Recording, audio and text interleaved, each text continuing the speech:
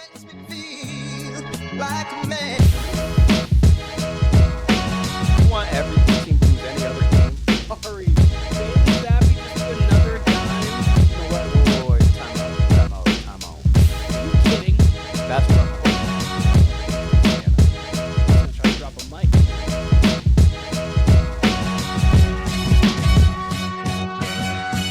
Welcome to the Warner Brothas Podcast. My name is Keenan, joined by my brother Kyle. As I told them, the Florida Panthers one win away from a Stanley Cup. Oh boy, that's what we're here to talk about today. Kyle, how are you? I'm great. How are you doing? I couldn't tell you a single thing about hockey other than there's someone named Connor McDavid who's apparently like LeBron James. So that's all. I couldn't really tell you much about hockey either. But speaking of Conor McDavid, Conor McGregor is no longer the headline of UFC 303. That is true. That is true. I just saw that. It's now going to be Alex Pereira versus Yuri Prohaska, which is a banger of a fight. That was actually the light heavyweight fight in November. Pereira knocked out Prohaska in the second round, I believe. So it'll be a good rematch. Alex Pereira is like modern day Mike Tyson. He is just a fucking scary dude, and he started in middleweight, beat Izzy. Izzy famously beat him back. Then he moved up to light heavyweight, became their champion. So he's a 2-division champ, and he could feasibly move up to heavyweight and become the first 3-division champ.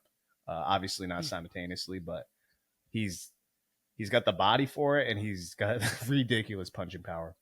Like absolutely ridiculous punching power. And they changed the co-main event to 303 as well. So lots going on in the world of UFC. And they changed the main event to next week's card, actually. So what does that mean for that fight? Is it just not happening, or is it just not headlining? It sounds like Chandler McGregor is going to be moved to like the fall, like late September, maybe even late August. So either before the end of summer or probably the fall. I would guess the fall. Late September would be interesting because they're supposed to have a card at the Sphere in mid-September. So it's interesting that they're talking about, I saw September 28th. So that would almost make me think that something's going to happen with that card at the Sphere. So I don't know. I'm very interested to see how this falls out, how this plans, because I guess McGregor's injured. Didn't say what the injury was, but he had an injury. They canceled the press conference they were supposed to have in Ireland last Monday. And people started to get worried about the fight. It was kind of going back and forth. Nothing was really being said. And it turns out the injury was obviously serious enough to where they had to cancel this event, or at least cancel the main event. But sounds like that's being moved. So Chandler McGregor will happen at some point. And what they're saying is likely August or September. So I'm very interested to see how this all shakes out. I'm still very skeptical that Conor ever fights again.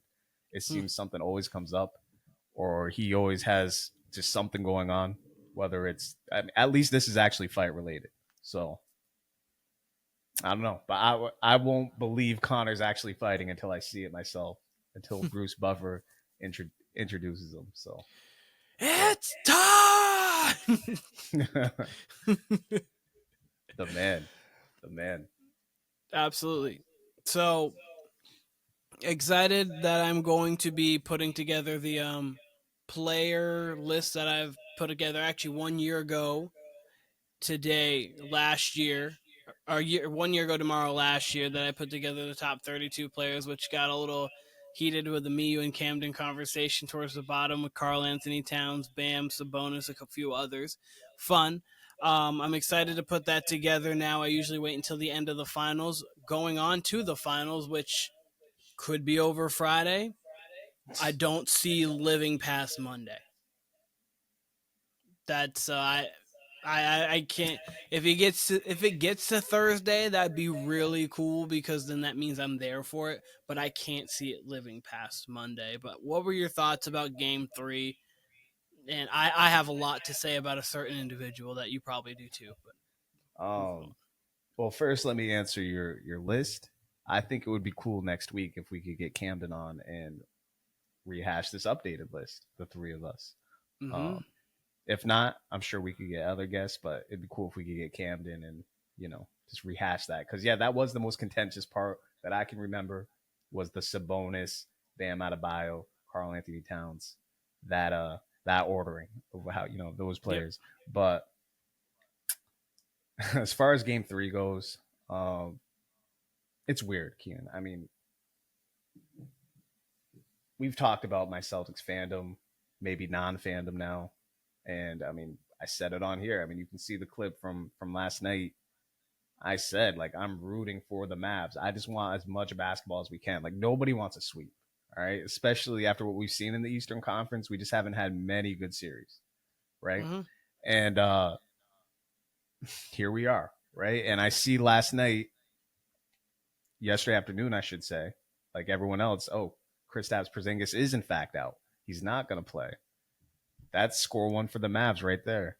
Yep. I get back a little after the game starts, like probably like 4 or 5 minutes after the game starts, and it's already like the Mavs with a 10-point lead, and everything looks like as scheduled, right? Like home team should be taking care of business. And Kyrie, they got the game out of Kyrie that they needed. Celtics didn't shoot particularly well from 3 in the beginning again, and it still ended up in the Celtics' favor. In large part to someone you said you're going to be talking about, Luka Doncic, in my opinion. Just a weird game. I knew that I think we all knew the Mavericks weren't as good as the Celtics, but to see them get down. We're not allowed. We can't say that. No, because too many people picked him to say we all didn't know. I'm saying me and you. I'm saying me and you. Oh yeah, me and you knew it. We knew it, but like we can't say everybody because too many people picked them. I'm not saying everybody. I think I'll put it like this then. Anybody who picked I know what you're saying. Sorry to cut anybody who picked the Celtics to win. I think anybody who picked the Celtics to win knew that the Celtics were, significantly deeper than the Mavericks, right? So. I don't know. So I was disappointed. I think it was the third quarter where they got down big, where they got down 20. I mean, it was, Celtics got it up to a 10-point lead after being down. They definitely came out with more energy in the third quarter, and the Mavericks did not match that energy. And I guess I'm going to kind of start with Luka here because once it got to 20, I don't want to. All right. I was going to compare him to LeBron James again, like 2010 LeBron James. And I don't want it to be a negative thing about LeBron James because that's not at all what I mean. But LeBron used to, and maybe even still, would have this tendency when it got bad with his team where you could just see it in his body language. And that was Luka last night.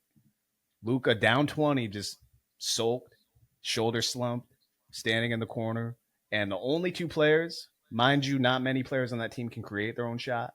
But the only two players who looked like, okay, let's go out and compete and keep at this thing and not just roll over were Kyrie and PJ. And they're really the ones that kept him in it. PJ hit a couple shots. PJ was attacking the rim, which I'm a big proponent of. When, anytime you're down or anytime your shot's not falling, just get to the rim, try to get to the line, make things as easy as possible, try to slow the game down, stop the clock, get fouled, blah, blah, blah. And I forget if it was the third or fourth quarter when the comeback really started, but Kyrie had a great stop on Jason Tatum, played as good of defense as someone his size could play on someone like Jason Tatum.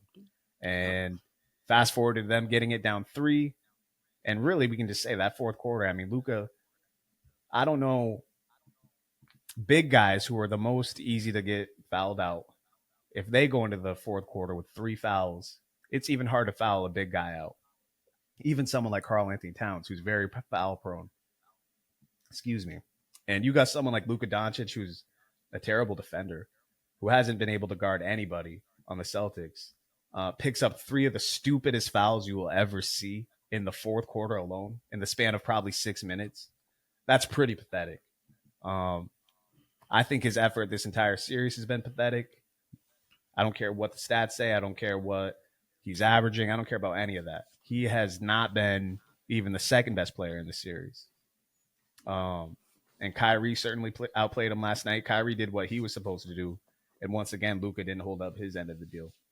And I don't know if you saw Brian Windhorst ether him in the post game last night, but everything he said was spot on. Kevin Wild made a post. He was like, I don't know what Brian Windhorst, what beat should go over it. Meet the Grams, Ether, or the Bridges People over. And people did put Meet the Grams. Meet the Grams, and that was hilarious. I watched it because I'd watched it twice already, like him just like what he said, and then I watched it with Meet the Grams over the background. I was like, oh man, dear Adonis. Yeah, man. I was mean, like, oh, not again. Yeah, no, I mean, look, I'm pretty disappointed in what I saw from Luka, and the one thing I will say that and we'll continue to talk about this series, but the one thing I will say is, the Mavericks showed fight when they could have easily rolled over, whether Luka was prominently involved or not. The Mavericks themselves showed fight, and I think they'll show fight tomorrow. I think Kyrie's going to come out ready. Oh, yeah. I can't believe I'm saying this, but the real question is, will Luka come out ready? So, I believe Kyrie and PJ, and I think the role players will be ready to shoot. We know the Celtics will be ready. But Luka Doncic, he's got to be more mature, much more mature. He always complains to the refs. Like, that's his thing. And it's already annoying. But now it just looks pathetic. And he's doing the money sign like Gobert to the refs after that 6th foul. I mean, you don't even put yourself in that position. Number one, it was certainly a block. It was definitely not a charge. It's not like it was even close, so I don't even know what he's going on about. And, second of all, you don't put yourself into that position. You don't put yourself in a block charge position when you have 5 fouls, especially with 4 minutes left. If it's 2 minutes, 1 minute left, and, you got to step over and stop a basket, that's one thing. But, putting yourself in a half court or so, beyond the 3-point line when you've got 5 fouls and, the refs are clearly not on your side, reasonably so in his case. No, you don't put yourself in that position, but I'm talking too much. Let you interject. So Kyle, the only thing I question in what you said, kind of a little disagree, was how will Luka start the game? I'm not worried about how he'll start it. How will he start the second half? And here's the reason. I'm just worried about his energy in general, his energy, body language, and his overall just being a leader. And no, fair. And the reason why I say this, I'm getting into some stuff now. We're gonna throw some numbers at you. Okay. So, right. Luka Doncic in the first quarter of these 3 games. Luke Doncic. What's up? Luka Doncic.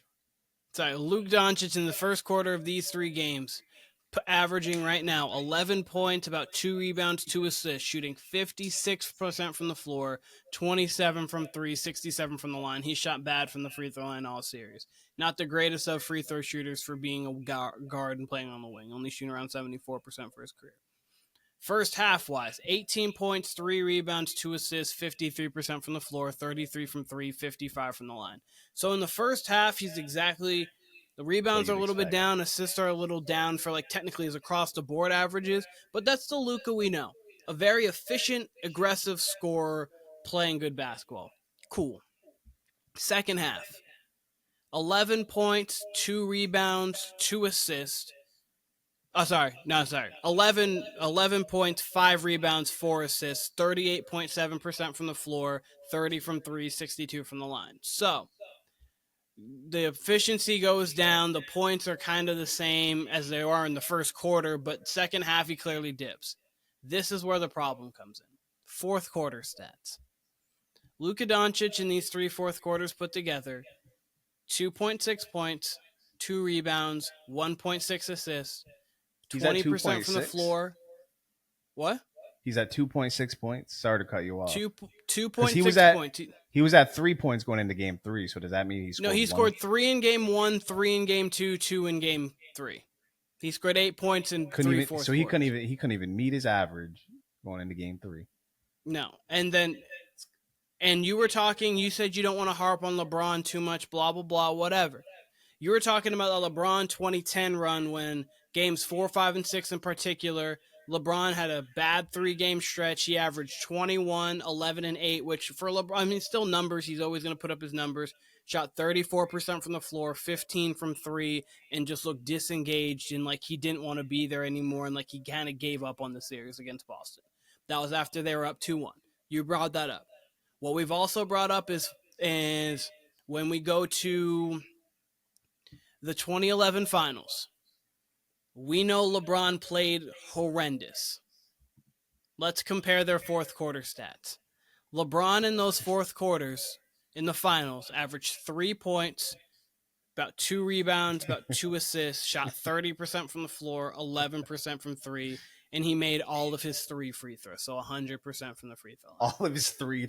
Wow, that's so LeBron averaged. We know how bad LeBron was, especially late in game in the 2011 finals, and he's outplaying Luka.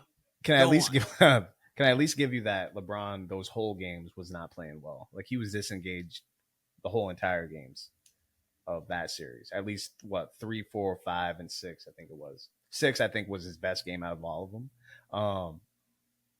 But yeah, Luka. I mean, that's the difference. That's the only difference here. Really, is Luka at least is playing the first 3 quarters. Really, the first half, like you said. Oh yeah. Third quarter, he seems to peter out, and then fourth quarter, he's cooked. And I think a lot of that is how the Celtics are attacking him on defense. When he's on defense, I should say. The difference between LeBron and Luka, clearly with LeBron, and we know this because of the 2010 series, this is really when it started with LeBron, it was a mental thing. You could see LeBron, I don't know about getting nervous or check out necessarily. It wasn't a matter of checking out, but you could just see him just kind of getting this funk, this really weird funk where he was overthinking it. Whereas Luka, more so what Tatum's been doing a little bit from time to time. Kind of, yeah. Tatum's pressing a little bit, and you can tell Tatum's overthinking it, but LeBron almost got to an extreme level, especially. Definitely extreme case with LeBron, but more closer to Tatum's demeanor than Luka going. Right, and Luka, I just feel like he's showing how much of a leader he's not. Like I think you would at least get good defense from LeBron. I can't really remember his defensive end because his offense was so polarizing at that time, what he was not doing. But I'm sure he was at least engaged on defense. Luka, we wouldn't expect him to be engaged, but hey, it's the finals. Now you got to do some things. And we did see okay defense from him once in a while during the Clippers series and during the Timberwolves series. Like once in a while, not even 50% of the time, but once in a while we saw him get stops. And, Tatum, for all the shooting woes he's having, minus last night, he played great last night. Anytime he has Luka on him, he's just going right by him. Like it's literally just a 2 dribble, I'm by you type of thing. So, Kyle, did you see the advanced stats on that? No, I did not. Luka's getting blown by like 67% of the time, like on blow-bys. So basically 2 out of every 3 times he's guarding someone he's getting blown by, which is like the most over the last like 10 years. Go on.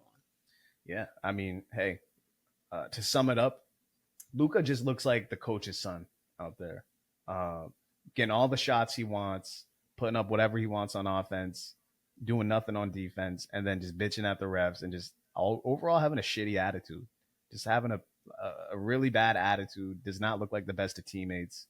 And I was glad to see Jason Kidd call him out on his defense in the post-game presser last night. I weirdly wouldn't be shocked again to see the Mavs win tomorrow and for it to stretch to 5. But much like you, I don't see it getting past 5. So we'll see. I'm praying that it gets to 5 games because, I mean, already, like this is it. We're not even going to make it to the 3rd week. It's just going to be done by the next Friday. It's going to be an 8-day NBA Finals. That's pathetic. So praying that the Mavs can just pull one out. You're in the finals. I'm gonna let you go, and then I'll speak more to the Celtics and what the people are saying about the Celtics. Yes. So I just want to finish up my whole Luka point, and then we can move on to Boston because they matter more. Yeah, for sure. So, and to your point, why I brought up the first half stats and what he's been doing more in the second half, not just focusing on the fourth quarters, because Luka has been a good player in the series for sure. I'm not trying to make it seem like he's been bad. They don't obviously get to the finals without him. They don't get to this position without him. But I think 2 things can be true, and I know media members, like your viral-ish, whatever you want to call them, everyday media members will kind of say, some of them are like, well, you can't fully blame him here because he's the reason why they got there, but you can because he's in the position. Like, regardless, if you're in the position, you got to be blamed as such. Like, do I put the whole series, them being down 0-3 on him? No. Kyrie played very poorly in Game 1 and Game 2. There are three. They haven't made any threes, which is not only on Luka because he's made the mass majority of their threes. But game 3, I put on him. Regardless of whatever, I understand like his plus minus. They were +9 when he was on the floor, and in the times that he was off, it was -16. So in that case, you're saying that sure, but I'm putting it on you because you're supposed to be on the floor. You're supposed to be that leader. You are the guy who people look at because why wouldn't they? You're the guy who came third in MVP. You're the All NBA guy 5 years running. You are the perennial All-Star. You're the guy who, if you win this series, they call you the best player in the game. And fair or not, whatever. I'm not saying everyone would, but I'm saying people have that argument: best player, best team. Especially when you're of Luka caliber, they would try to argue with Jokic. But anyways, you are that guy. And if you are that guy on this team, you can't be throwing temper tantrums on the floor. You've got to get back on defense. You've got to play better offensively too. I understand that you can't obviously make shots for other people, but Boston hasn't scored over 108 yet. So defensively, you're doing enough to at least be in these games. Like if you could say, hey, Boston's only going to score 108 every game or less, you could live with it.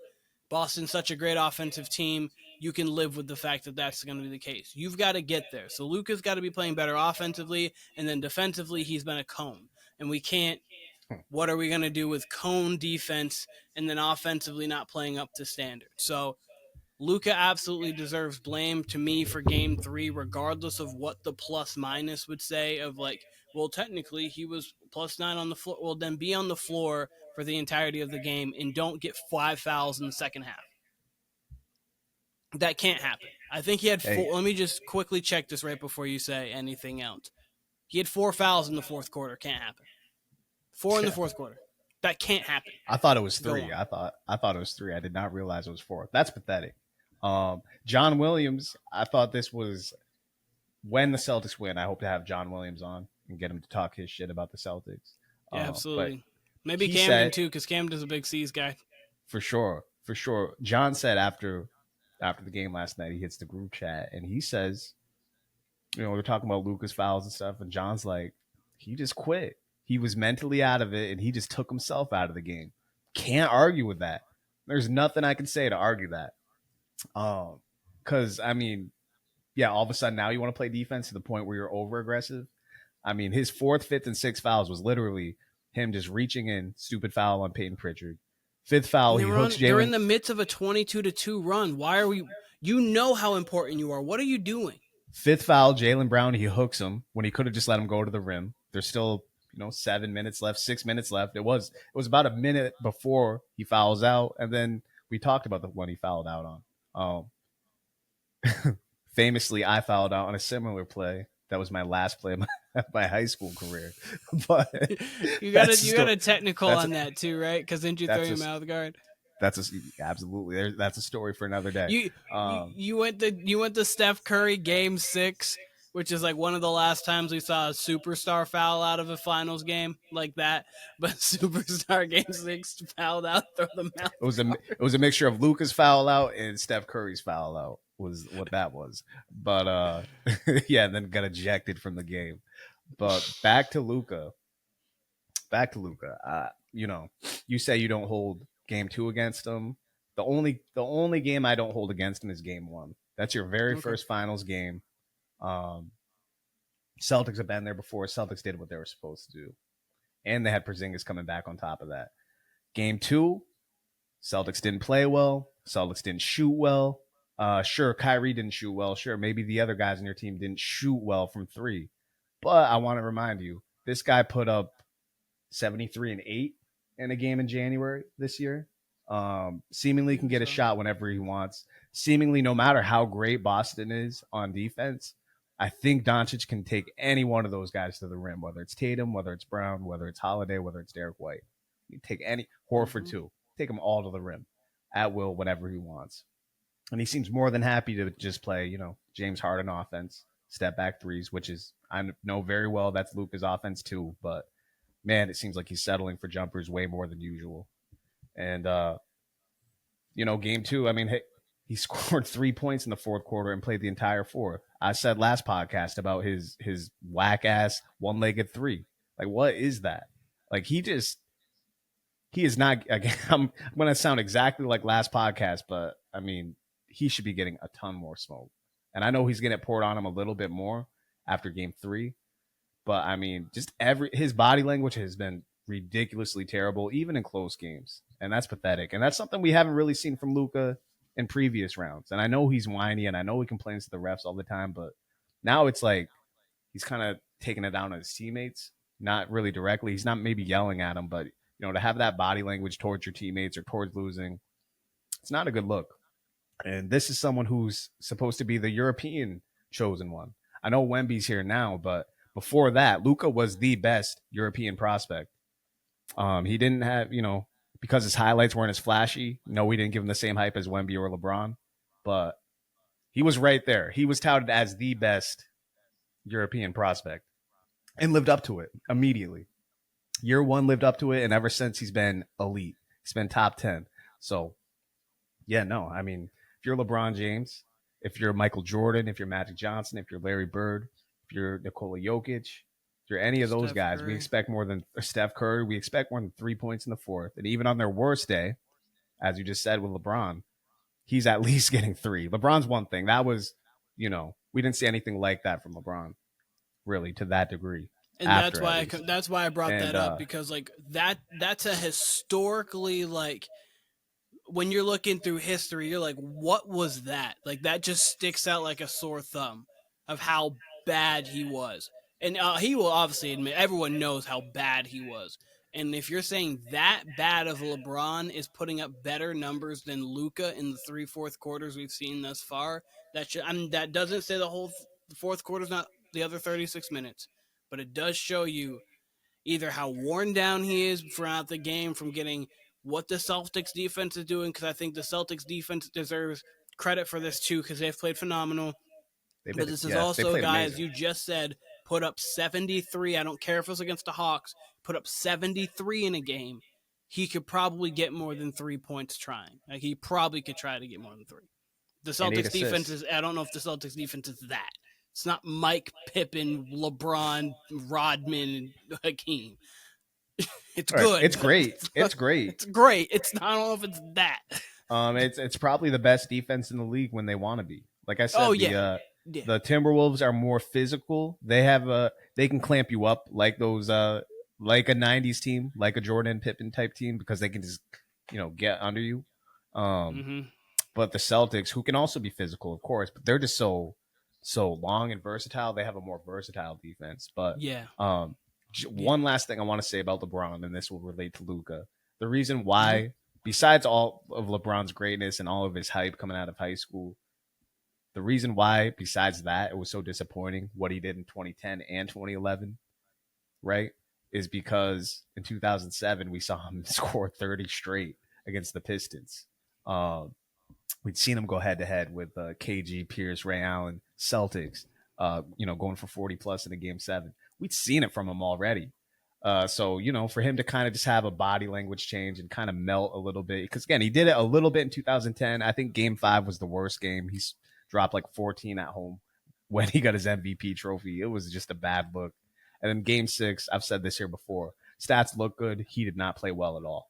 I don't care what the stats say. He ended with a triple-double. He played not well. Same with Luka here. Again, 70-plus points. I think he's dropped 60 a couple times, certainly dropped 50 a couple times. I think he's probably the best pure scorer in the league right now. And for him to amount to 1 field goal per fourth quarter right now, and again, shooting terrible from the line, which is discipline. That's just a fundamental part of the game is foul shots. You're wide open, you're by yourself, and you're an elite scorer. You got to hit those. So, yeah, Luka's disappointing. You would think he could show up a little bit tomorrow, maybe give him 5 points in the fourth quarter. That would be cool. I'm sure the Mavericks, I'm sure Jason Kidd, I'm sure Kyrie, I'm sure they would all appreciate it. At least Kyrie, it's not for lack of trying with him. At least their defense is clamping him up and forcing him into bad shots and, whatever. It's a bad matchup for him, but he responded well last night. And I don't care what anyone says, I don't care what the stats say. I know we're kind of repeating ourselves here, but games 1, 2, and 3, I don't care what the stats say. Luka's not. It's not doing it. It's not playing at an all NBA level. I think Drew Holiday's outplaying him. I think Derek White's outplaying him. I think Tatum and Brown. I don't care what Tatum's shooting percentages. They're both outplaying him. So, yeah, no, Luka, again, stats, whatever. Effort is not there. Not nearly the level as even Kyrie. Kyrie's doing on both ends, even when he's shooting poorly. So, I'll give Kyrie that. Mm-hmm. Moving on to the Boston point, just want to say Luka has more. Talk Boston. Yeah, we will right now. Luka had 4 fouls in the fourth quarter. He's had 3 field goals in the 3 fourth quarters put together. More fouls than he has field goals in the fourth quarter of this series. And if I sound disappointed, it's because I want a fucking 6-game series at least. That's all I want. I wasn't asking for a 7-game series. We get to this point wanting to watch the best players play their best basketball. This is where you get the all-time great performance. All I was asking for was, all right, we know Boston's going to shoot poorly one game. Dallas to capitalize on that. We know this is going to be a tough matchup for Kyrie, but when he does have his game like last night, capitalize on that. They got the 2 things they needed. They got game 2, a poor shooting performance. They got a good Kyrie game in game 3. Couldn't capitalize in large part because of Luka Doncic. Is what it is. But yeah, like you said, moving on to the Celtics. Boom. Celtics, Jaylen Brown's looking like he's probably going to be the MVP of this series, which is good for him. And I'm glad, it'll be him or Tatum. Tatum is obviously, he played a very good first half. Brown played a very good second half. They kind of I think Drew has an argument as well. I was going to say, we're getting to all of them too. I would say, for me right now, it'd go Brown, Tatum, Drew, Derek White. And then obviously Porzingis would probably be, honestly, depending on how he played in game 3, but obviously he's out of that because of the fact that he's out. I think the Celtics team, it's been great to watch them because fourth quarter wise, it's really come down to Jaylen Brown was making a bunch of plays down the stretch. Tatum was just making the hustle plays when he had to. And Drew Holiday and Derek White look like 2 closers. And it hasn't just been this game. It's been all playoffs. They're closing games defensively. We saw Drew Holiday did it. I think it was game 4 against the Pacers to seal the deal and win that whole series. You had, obviously, Derek White's made big 3 after big 3. He did that last year. Is the reason why they got back into the series against the Heat and forced a game 7 being down 3-0, or 0-3, I should say, in their sense. The Celtics have just put together, taken all of their highs and their lows. Okay, so we've been to the finals, we've lost. We've been in deep playoff series, we've lost. We've had bad games from Tatum, lost from Brown. Our role players haven't shown up bad shooting games. They've taken that. Joe Mazzulla's put in a great defensive plan against the Mavericks, taking away the corner threes, limiting the fact of, okay, we're going to guard Luka one-on-one, we're going to guard Kyrie one-on-one, and they're alone are not going to beat us because we have that good of a defensive personnel with Derek White, with Drew Holiday. Sam Hauser came off the bench, made some big threes, played some big defensive possessions. Peyton Pritchard's fighting against Luka Doncic and against Kyrie Irving. So, even their role players are all bought in. Xavier Tillman comes in last game with Kristaps out, and he's makes a big 3 in a corner. He's just getting all the hustle plays that he needs to, boxing out, playing good defense. So, again, I've named 7-8 guys because 7-8 guys have played and performed for the Celtics because they're just the best team in the league. They're on a historic numbers run right now. If you want, I don't know how they would rank with all the historic teams greats all time if you want to just put team versus team, but 64-18, looking like they possibly could go 16-2 in the playoffs, which would be the best record since the Warriors when they went 16-1 in the playoffs. That was the Kevin Durant, Steph Curry first-year Warriors team, which one of the greatest teams we've ever seen. The point differential, I think, is 10+, which is top 5 all time. So, they're putting together a historic playoff run and a historic season for the Celtics. So, hats off to them. We at some other point, once they complete it all, we could talk honestly, how they rank, whatever, if that's the thing we want to do here or not. But shout out to them. They've played like a great team, and Joe Mazzulla has shown why he's a very good coach in this league. Yeah, they win tomorrow. They're going to be 80-20. Yep. Cumulatively. regular season, postseason. That's elite. 86, 87 Lakers were 80 and 20. Yeah. I mean, I don't care who they played. I know like did they have an easier break than most teams? Sure. But I say it all the time, you know, if you if you face a lesser team, you got to kill them, right? Like that's what you're supposed to do. If they would have let any one of those series go 6 games, without their best players, without Donovan Mitchell, without Halliburton, without who was it in the first round? I don't even remember. But Jimmy Butler. Without Jimmy Butler, they let any of those go to 6. We're all killing them. We're all killing them. We're all saying, oh, this is an unserious team, this or that. We even said that when these games got to 5. These series got to 5 games. That Cavs series and that Heat series, we were on them. Even though the Cavs series was a little bit more understandable because Donovan was healthy, even though they were missing Jared Allen. But when they Heat in Game 2 beat them, it was like, what is Boston doing? Are you kidding? But then they were like, let's just take care of these next 3. The Heat got historically high. I'll give them that. They made 23 threes. But even so, people were still like, are you kidding me? How did you lose to a Jimmy Butler-less Heat team? Right. But yeah. Right. And, they've won 10 straight since then, since that Cavs loss. They've done exactly what they're supposed to do. They've done exactly what a dominant team's supposed to do. And I don't know anybody who picked a Celtics sweep. And they're about to do that to what's supposed to be an elite Mavs team. No matter where you had them ending up, they ended up in the finals. And they got Luka Doncic and they got Kyrie Irving. And, yeah, Boston's just completely outplaying them. Missoula, to some degree, is out-coaching Jason Kidd. I think Jason Kidd's gotten a lot better as a coach. And I think Missoula's grown incredibly in this past year as a coach, quickly becoming one of my favorite coaches, honestly. He's on a track to be someone like Eric Spoelstra with how young he is, being able to grow into that job. And he's going to have a ring in the second year of his job.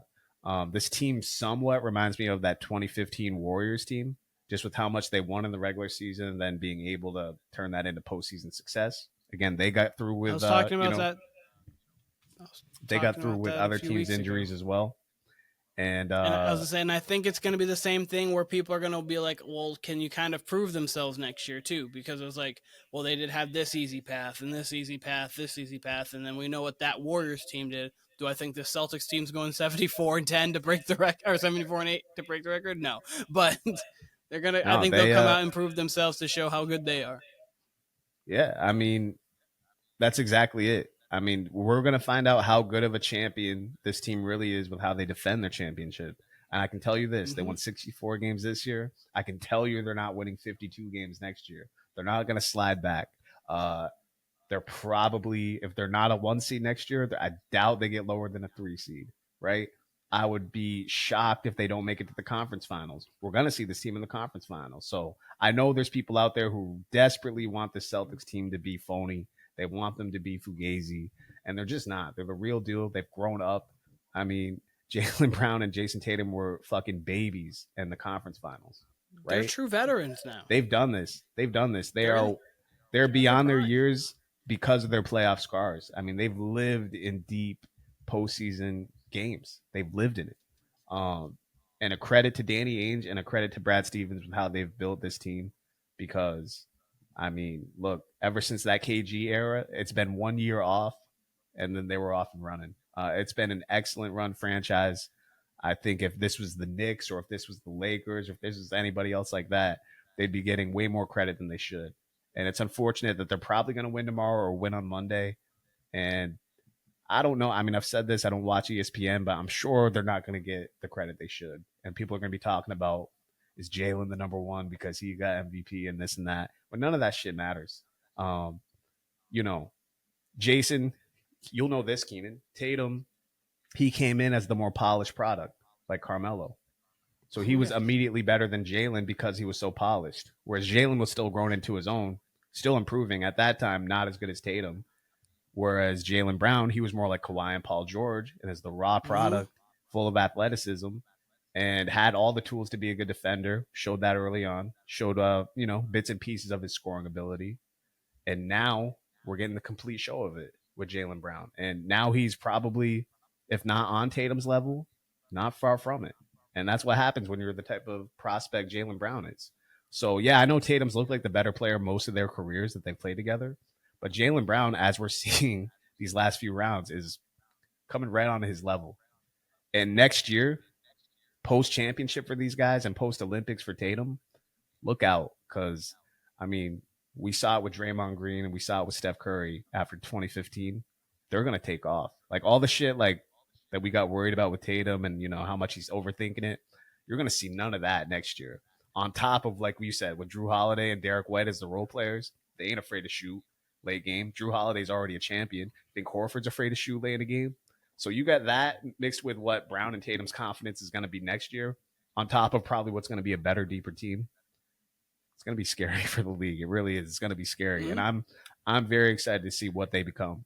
Props to them. Just major props to them. Brad Stevens has shown to be an excellent GM, and Boston, very good market. And you got these now. There's gonna be veterans that are like, oh, we can go win with Boston. Oh, they've done it, so we can go win with Boston. Like you're gonna have just those veteran minimum guys. Like the first name that comes to my mind, like a Jay Crowder. He's played in Boston before, but a Jay Crowder style player who knows how to play, been in big situations, a PJ Tucker style guy who been in big situations, nothing's going to rattle them, and they can come in and give you good quality minutes, which is going to just bolster the bench. You're going to have an even more confident Peyton Pritchard, a more confident Sam Hauser.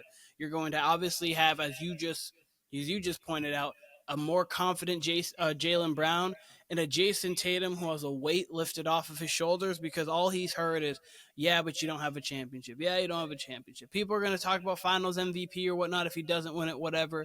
And like the individual accolades will come, but I feel like the individual accolades, if you're not instantly like a LeBron who's just so good, they'll naturally get them. Like LeBron was going to fall into 2 MVPs just off of him being him.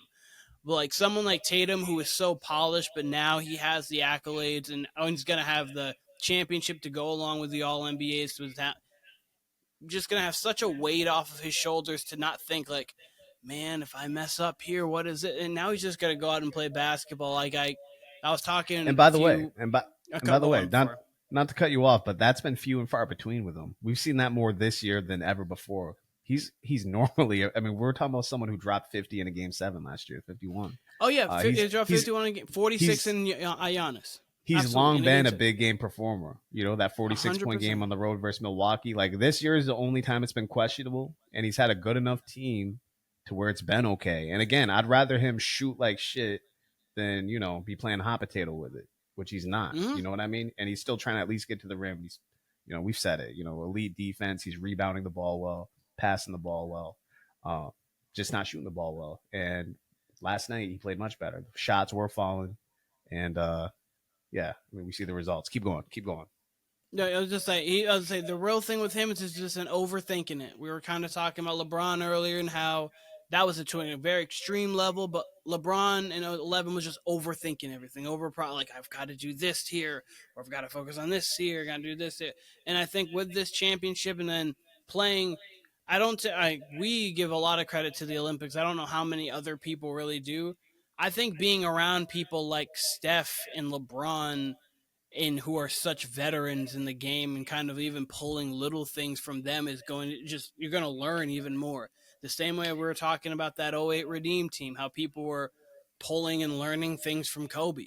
Like just like obviously like Kobe like solidified himself as being the one in the league, just the way they kind of deferred to him late in games and things like that. But also you're a lot of people, especially Wade, talk about how they learned from guys like Kobe. And it might not even be like how to play the game. It's just how they approach the game. Like how locked in Kobe is all the time to his work ethic, his schedule, and his regimen, and you kind of grow from that. So when you see the greats of all greats doing that stuff, you learn from it. So I think Jason Tatum, like Anthony Edwards next year, I think those two could be poised for their best season yet, and we could see, especially Jason Tatum.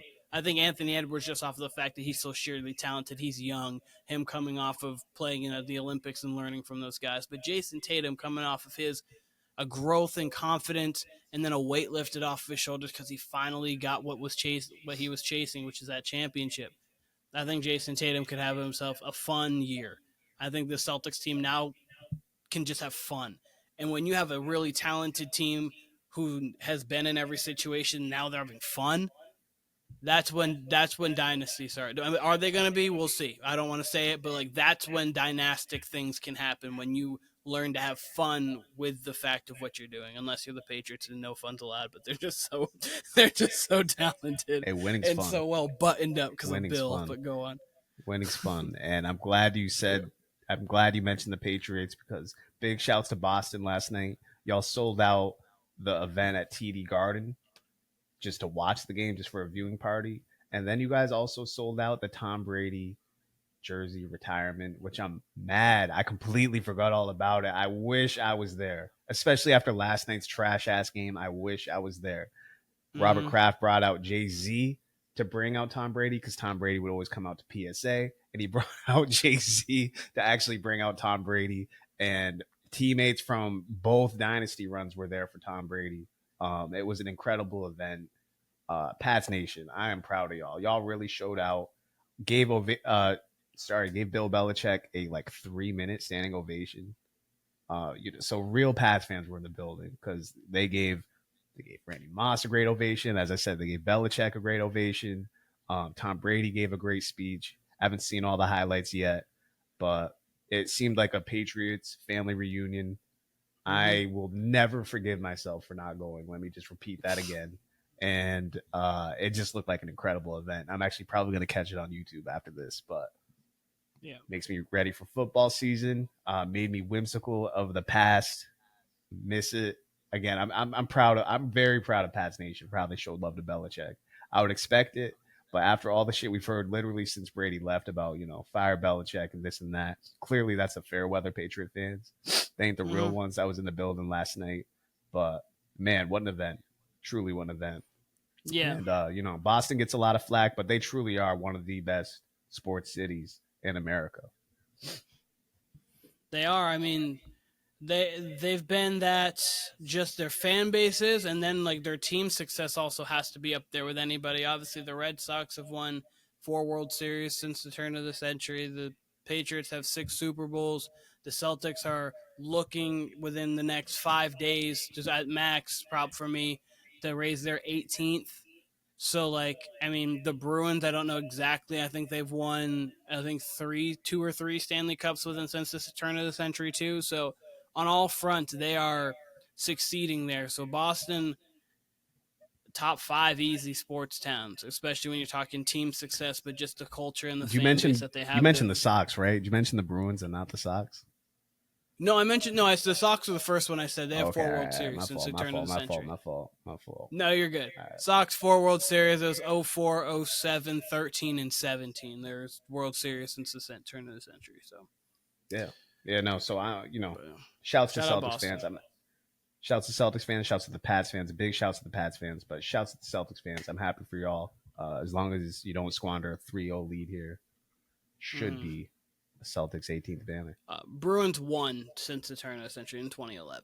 I wasn't sure if it was, but they have won. But anyways, they still have won one since the new century. But I just wanted to get there. But that's just nothing for the New England Revolution, huh? I'm sorry. I'm sorry. Sorry, MLS. I'm sorry, the New England Revolution. I used to have a random New England Revolution T-shirt for some reason. I got in like 8th grade. I have no idea really why random. If you live in New England, it's not really random. I mean, it's more random. Kind of, for me, it's kind of random. It's more random than other things, but it's not that. Yeah, random. It wasn't a Dale Earnhardt Senior shirt, so like that would have been real random for me. So let's hear your prediction for Game 4. And I'm not picking against Boston, so Boston 115-90. Tatum a has blowout. I think this is blowout. Listen, they're gonna. I think it's gonna be. I think the Mavs are going to come out and punch Boston in the mouth, like early on, and Boston's just gonna say okay, and they're gonna fight back, and they'll be pretty much tied after the first, and then the Mavs are gonna be like, we just can't beat this team, and then second half is gonna come along, and they're gonna be like, wait, Cancun is really close to Dallas. It's not that close to Boston. Let's figure that out. Let's get our time ready. Let's start planning things. And I think Boston, there's a chance Luka Doncic only plays like 2 minutes in the fourth quarter. And that's not just because of the fact that Boston's up. I just think this thing's over. Thing's over. I could be wrong, but this thing to me is a wrap. Tatum's going to have like a 30, 35 point game and is going to make this MVP thing close. I think he'll win MVP, and then people are going to be talking more like, should Jaylen Brown have won MVP, Jason Tatum, who's better between them, rather than focusing on what the real thing at hand is, was Boston's championship. That's my prediction, but Boston in a rout, 115-90. Yeah. I think you're saying like the media the next day. That's what they're going to be about. Oh yeah, because here's the thing. That's what I was. That's what I was saying earlier too. Yeah, that's what you were saying earlier too. Since it's happening on a Friday, so we've got all weekend to where like it's not like, because obviously it's different the next day. We're like, oh wow, okay, we're on live television. The next day you have there's gonna be multiple things that happen, and then people are gonna have these conversations. Then we're gonna come back Monday. It's gonna be like the Celtics raise banner 18, and there's gonna be like the questions will be like, is this one of the greatest teams of all time? Who is better, Jaylen Brown, Jason Tatum? And then they probably won't focus as much as like how great Brad Stevens did at putting this team together, how great Joe Mazzulla did as a coach, how great their run, how special their run was, rather than trying to compare it to every other thing, just honing in on how special them going 80-20 is going to be. I'd bring the brooms out. It's over. Buried under all this that we haven't really talked about is not only is Porzingis probably not playing tomorrow, but it's such a rare, serious injury that's going to have surgery. Like only 32 people in the U.S. have had this injury this year.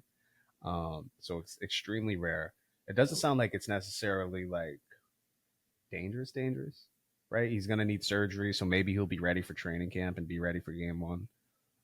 So that being said, though, there will be no Porzingis, which is still advantage Mavs. It's still home game Mavs. Let me check. My suspicion is the Celtics will be favored by 2.5 points. I think the Mavericks are going to be favored by 3. And I think it's because no one's going to assume that they would get swept. So I think the Mavericks are going to be favored by 3 by all the lines, but Boston by 25. Boston is favored by 1. Oh, good. Wow. So, with that, Boston being favored by 1, it's looking like a sweep. Porzingis is out. Boston's on a 10-game winning streak, right? And we've mentioned before, I mean, look, the Celtics have been in a lot of big games. They played in an incredible amount of big games. Just for like that core, I know Marcus Smart's not there anymore, but just Jalen, Jason, just over their tenure, have played in an unfathomable, amount of big games in their young career.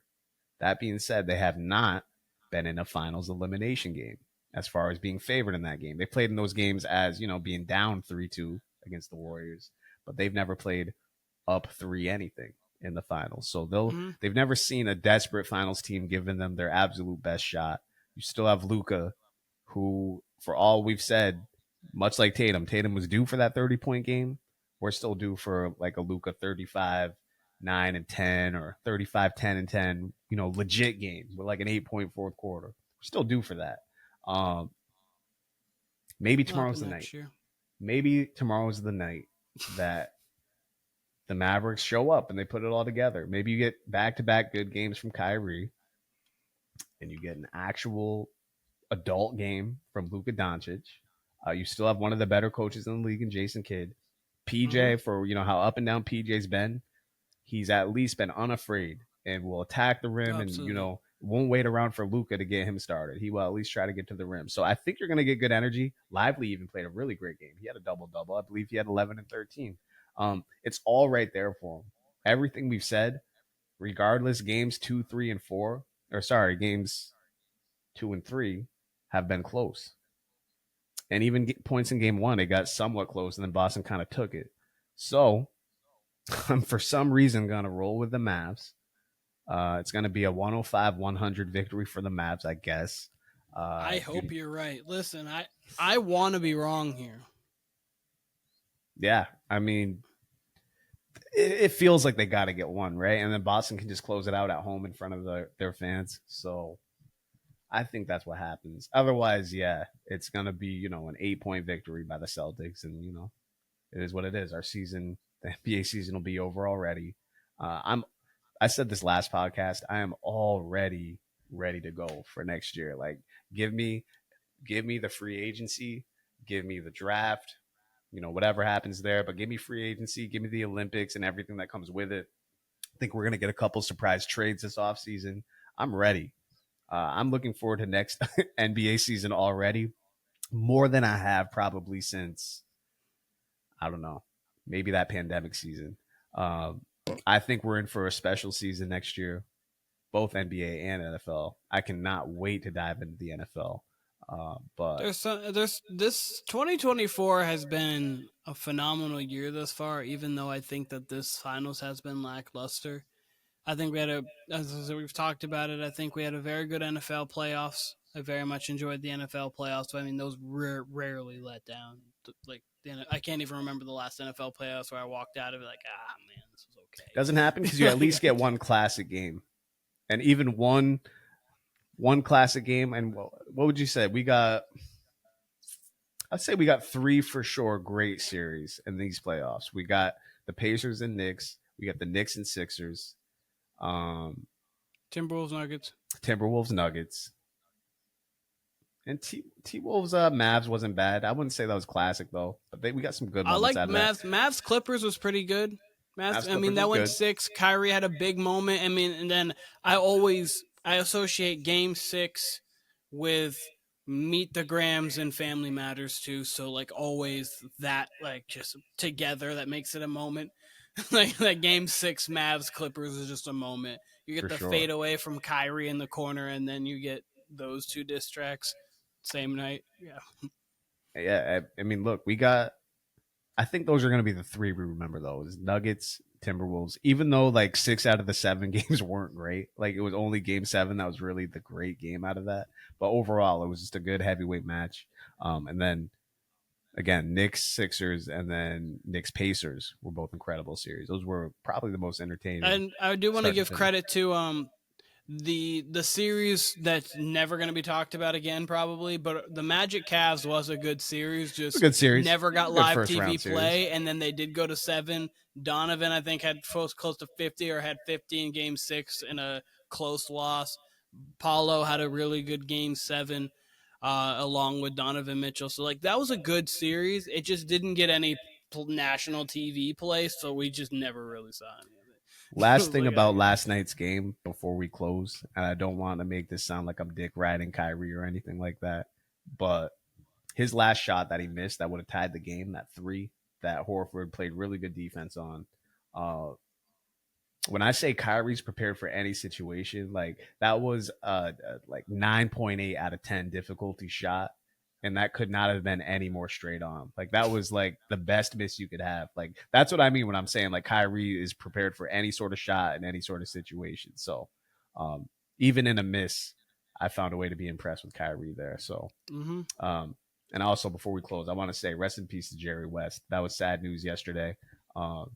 Something like a grandparent to the NBA family, given his age, obviously, being 86, but, just playing in the 60s, playing into the 70s, and then being in the NBA family as a general manager or a coach pretty much immediately after that, up until yesterday, basically. That's pretty incredible. That's an incredible life. There's not 5 more important people to the entirety of the NBA than Jerry West. When you go from what he was as an executive, from a player, where obviously he's the logo, obviously, and first ever Finals MVP in a loss, had so many terrific games, into his work with picking Kobe. He worked and helped put together the Warriors, obviously putting together Showtime, like all of that stuff. Like, we got so much. One of the best basketball minds you'll ever see in Jerry West. Absolutely. Echoing everything you're saying there too. Yeah, and I thought it was cool. Within the last year, we're able to hear him on like Paul George's podcast. Thought that was dope. He was always someone. I've always been a fan of like listening to older players and just like listening to their stories, whether it's after their time or when they were playing, and just getting their perspective on things. And he's someone you can take seriously word for word because, like we said, he's been in the NBA from the '60s all the way through. Like all the way to present day. And So when he's comparing players or giving his evaluation of players from past eras or this era, it's valuable information. And like you said, he's been a part of so many different dynasties, whether it was the Showtime Lakers, whether it was the second Lakers dynasty with Kobe and Shaq, and then had his handprints in the Warriors dynasty. He's the one who threw himself in front of the trade that would have brought Kevin Love to the Warriors for Klay Thompson. That's a sliding door moment in NBA history. So, I mean, it was a loss. I was sad when I saw that news yesterday morning. Much like I didn't even say this. Rest in peace to Bill Walton. That was sad news a couple weeks ago as well. So for us to lose two giants in the NBA community within the same 2 week span, within the same month, basically, it's awful. It's sad. It happens, but man, those were two people I genuinely enjoyed here telling stories about, the NBA past. So rest in peace to both of them. Found out yesterday. This is very interesting. We all know he's the logo. It's been well established that it's him that's the logo, but the NBA will not acknowledge that he's the logo because of royalties and all that. So they've never actually formally said, yes, that's Jerry West, that's the logo. So even though that's his nickname, and even though that's literally him as the silhouette, and we all know it, and players of the past know it, like everyone knows it, but the NBA will not acknowledge it formally. So that's very interesting. That is. One last thing that I wanted to say. You mentioned Bill Walton. I was talking with a friend at work, and he was talking to me about how the story he saw, which was after the championship in 85-86 that Bill Walton was a part of. He drank all day, and he drank all night in Larry Bird's kitchen by himself. That's true. Like he knocked on the door. His wife answered. Larry was like, I'm staying to bed, and I'm going to bed. Like, I don't want to be up any longer. And Bill was like, I'll be here in the morning. He partied by himself all night and was there in the morning. Shout out to Bill Walton. My favorite thing with Bill Walton, I'll say this, is he was a commentator on NBC growing up. And I think he even worked for ESPN too. I think he was doing the Malice at the Palace game actually. And he was like serious. Like he'd be hyperbolic sometimes. He's actually really like known for like getting on Shaq. Like the same way Shaq would be with Dwight Howard. That's how Bill Walton was with Shaq. But he became a Pac-10, now Pac-12 announcer, and he couldn't have been less serious. Like he would just go on random rants. So I don't watch college basketball ever, but one of my favorite things would be to just go on Twitter late at night and he's commentating a game and he would be trending and it would just be filled. The timeline would be filled with quotes of just the off the wall shit he said that had nothing to do with the game. And I would just be like busting out laughing at the shit, dumbass shit he said during these games that had nothing to do with fucking anything. They're all on YouTube. Go check them out because it's just, you want unhinged, you want unserious. That was Bill Walton. And I wanted him to do more NBA games for that reason because, again, he would be talking about fucking nothing that had to do with the actual game. So I appreciated it. I like unseriousness like that. So weirdly enough, and kind of almost fate, we obviously know UCLA, Pac-12. We know the Pac-12 is no longer a thing. I believe the last baseball was the last thing to kind of end the Pac-12. I believe he passed the day after the Pac-12 officially called itself a quits. So yeah, I did see some. I did see something. It's almost about like he that. had to see the end of like the Pac-12, which you would say him and Kareem are the two most important people, arguably, to the Pac-12. So like. Yeah, It's kind of, it was kind of just odd, and obviously he had such an imprint on it, as you were talking about commentating, as well as obviously being one of the two best collegiate basketball players we've ever seen.